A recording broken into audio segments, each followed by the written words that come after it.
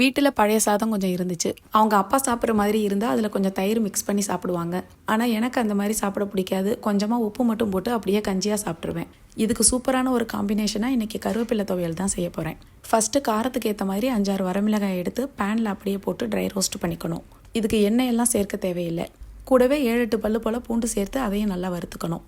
அடுப்பு லோ ஃப்ளேமில் இருக்கணும். 2-3 நிமிஷம் ஆனதும் மிளகாயோட கலர் லைட்டாக மாறி அதிலிருந்து வறுபட்ட வாசனை வர ஆரம்பிக்கும்.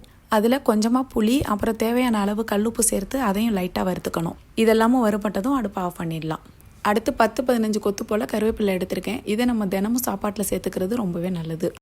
நம்ம தினமும் அரைக்கிற சட்னி, துவையல் எல்லாத்துலேயும் கூட இந்த கருவேப்பிலையை ஆட் பண்ணிக்கலாம். இந்த துவையல் செய்கிறதுக்கு கருவேப்பிலையை வதக்க தேவையில்லை, அப்படியே சேர்த்து அரைச்சிடலாம். ஊர்லெலாம் இந்த துவையல் அடிக்கடி செய்வாங்க. இந்த துவையலோட ஸ்பெஷலே இந்த மாதிரி மிளகாயை லைட்டாக வறுத்து அரைக்கிறது தான். அதோட ஃப்ளேவர் ரொம்ப நல்லாயிருக்கும். இதில் 1/2 டீஸ்பூன் போல் பெருங்காயத்தூளும் கொஞ்சமாக தண்ணியும் ஊற்றி அரைச்சிக்கலாம். வேணும்னா இதில் கொஞ்சம் மல்லித்தழையும் சேர்த்து அரைக்கலாம். அதுவும் கொஞ்சம் டிஃப்ரெண்ட்டான ஃப்ளேவரில் நல்லாயிருக்கும். கருவேப்பிலை நம்ம முடி வளர்ச்சிக்கு அப்புறம் கண்ணுக்கெல்லாம் ரொம்பவே நல்லது. இதை கஞ்சிக்கு மட்டும்னு இல்லை, இட்லி, தோசை, சாதத்துலலாம் கூட வச்சு சாப்பிட்லாம். இந்த வீடியோ பிடிச்சிருந்தா லைக் பண்ணுங்கள். தேங்க்யூ.